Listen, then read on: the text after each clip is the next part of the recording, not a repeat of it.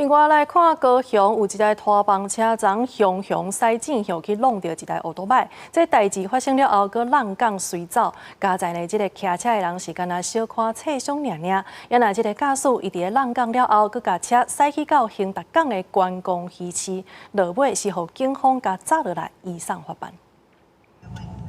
人奥多麦是骑甲好势好势，所有一台营业局的拖帮车正向出现，骑奥多麦的查甫人袂赴退后，互拖帮车的车头弄甲绊倒。查甫人爬起来了后，才发现讲这拖帮车就做安尼离开。